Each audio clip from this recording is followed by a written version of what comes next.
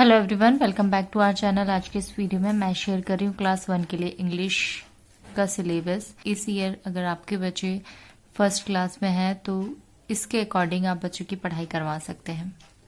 And तक video जरूर देखिए, वीडियो अच्छी लगे तो लाइक कीजिए। इंग्लिश सब्जेक्ट की बच्चों को 2 बुक्स होती है, एक इंग्लिश ग्रामर की और एक उनकी टेक्स्ट बुक। टेक्स्ट बुक तो बच्चों की अलग अलग हो सकती है, लेकिन जो इंग्लिश ग्रामर का जो सिलेबस होता है वो लगभग सेम होता है। तो मैं इंग्लिश ग्रामर का ही सिलेबस शेयर कर रही हूँ। फर्स्ट चैप्टर इसमें वॉवल्स एंड कॉन्सोनेंट्स का होता है। इसमें बच्चों को आपको बताना है कि अल्फ़ाबेट 26 होते हैं, यानी कि 26 लेटर से मिलकर अल्फ़ाबेट बनता है। उन्हीं 26 लेटर में से 5 AEIOU जो है वॉवल्स कहलाते हैं, और जो 21 लेटर्स होंगे बाकी बचे हुए वो कॉन्सोनेंट्स कहलाते हैं। इसमें बच्चों को वॉवल्स को फिल करने के लिए क्वेश्चंस आते हैं या कुछ लेटर्स दे दिए जाएंगे और फिर उनमें से वॉवल्स या कॉन्सोनेंट्स को सर्कल करना होता है।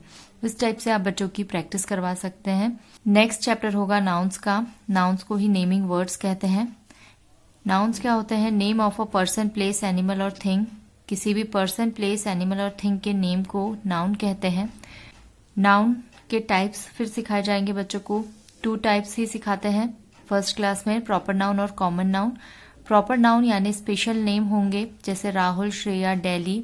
पर्टिकुलर पर्सन, प्लेस, एनिमल या थिंग की बात करते हैं तो वो प्रॉपर नाउन होगा। अगर हम कॉमनली बात करते हैं जैसे कि बॉय, गर्ल, सिटी, इस तरीके से, तो वो कॉमन नाउन होगा। नेक्स्ट है वन और मैनी वर्ड्स। वन और मैनी मतलब सिंगुलर और प्लूरल होता है। इसमें बच्चों को 3 रूल सिखाए जाते हैं। एक तो जो वो पहले से जानते हैं, जिसमें कि S लगाया जाता है कुछ वर्ड्स में। फिर जिन वर्ड्स के एंड में CH, SH, SS, Z, X, O होते हैं, उनके आगे ES ऐड करना होता है। जैसे कि मैच का मैचेस हो जाएगा, क्लास का क्लासेस हो जाता है। फिर होता है जिसमें कि वॉवल को चेंज करते हैं। यहाँ पर है MAN, मैन, तो वो हो जाएगा प्लूरल फॉर्म उसका MEN, मैन। इसी तरीके से टूथ का टीथ हो जाता है। तो ये जो रूल्स होते हैं ये बच्चों को सिखाए जाते हैं। फिर होगा जेंडर। जेंडर 4 टाइप्स के होते हैं, मस्कुलिन, फेमिनिन, कॉमन और न्यूटर। मस्कुलिन जो कि मेल पर्सन के लिए होगा, फेमिनिन फीमेल के लिए होगा। कॉमन जो कि मेल और फीमेल दोनों के लिए। कुछ वर्ड ऐसे होते हैं जो कि यूज किए जाते हैं, जैसे कि बेबी वर्ड है, ये बॉय के लिए भी और गर्ल के लिए भी सेम यूज करते हैं हम वर्ड।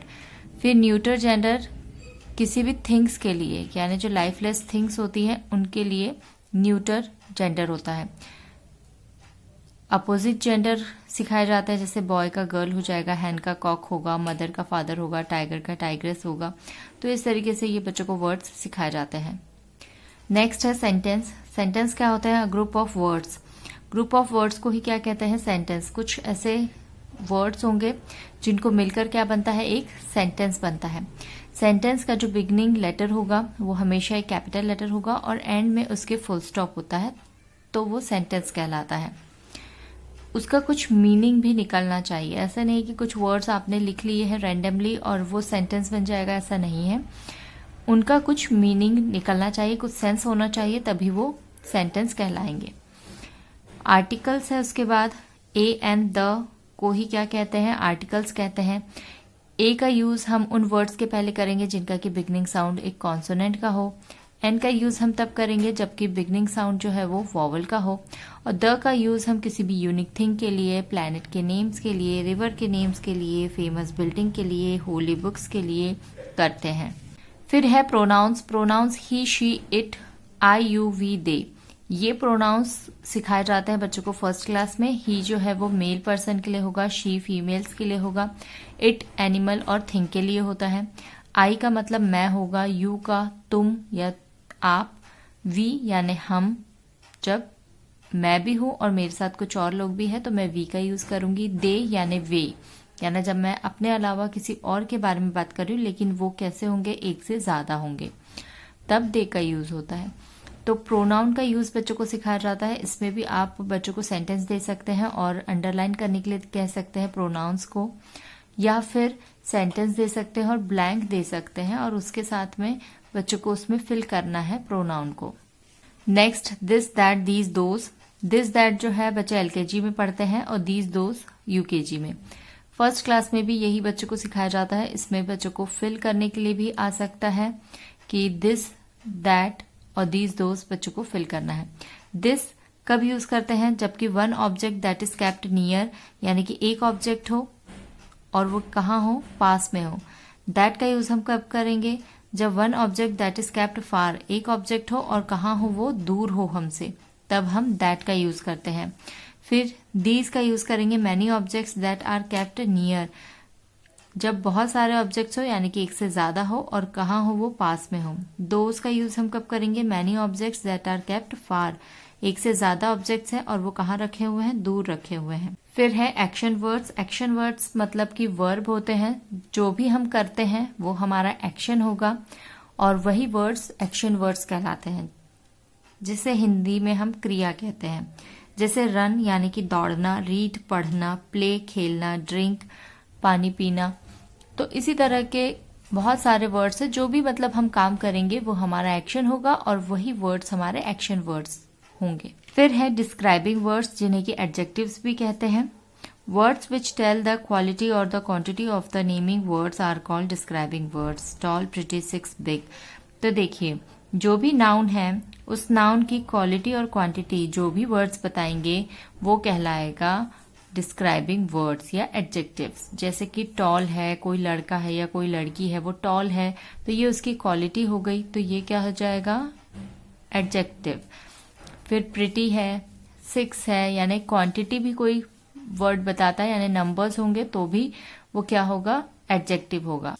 पोजीशन वर्ड्स यानी preposition, on, in, under, behind, above, etcetera, यानी कि इस तरह के जो भी पोजीशन वर्ड्स होते हैं वो बच्चों को सिखाए जाते हैं। ये सब कुछ उन्हें पिक्चर के थ्रू सिखाते हैं। फिर आप उसके बाद बच्चों को इसे फिल इन द ब्लैंक्स की तरह दे सकते हैं या इसे भी सर्कल करने के लिए दे सकते हैं कि प्रीपोजिशन वर्ड्स को सर्कल करने के लिए दीजिए। फिर उसके बाद में उन्हें फिल करने के लिए भी आप दे सकते हैं, जब बच्चों को अच्छे से ये बनने लग जाए तब। नेक्स्ट है इज, एम, आर। इसमें इसका यूज हम ही, शी, इट या कोई नेम है यानी कोई एक पर्सन है उसके साथ हम कर सकते हैं, या वन थिंग है उसके साथ भी हम इज का यूज कर सकते हैं। आर का यूज हम यू, वी, दे या मैनी थिंग्स के साथ करेंगे, यानी यू के साथ होगा और फिर जो भी प्लूरल होगा उसके साथ होगा। जैसे कि वी यानी हम होता है, यानी एक से ज्यादा होंगे, दे में भी एक से ज्यादा होंगे, मेनी थिंग्स यानी कि एक से ज्यादा ही चीजें होंगी, तब भी आर का यूज होगा।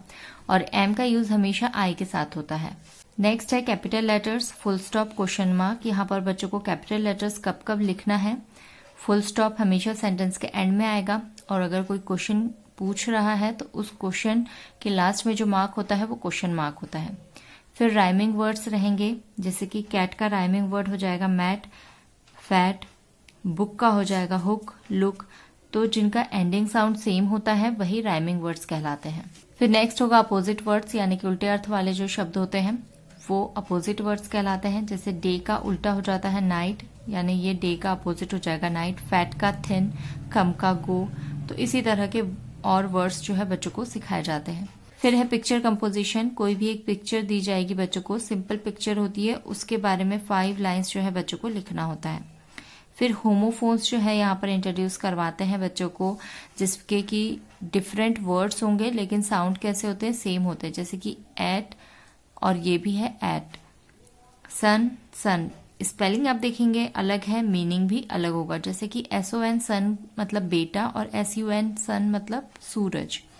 कॉम्प्रहेंशन रहता है जहां पर कि एक पैराग्राफ दे दिया जाता है और उससे रिलेटेड कुछ क्वेश्चंस बच्चों को पूछे जाते हैं। बच्चों को आंसर जो है उस पैराग्राफ्स में से ही ढूंढ के लिखना होता है, जिसे कि हम अनसीन पैसेज भी कहते हैं।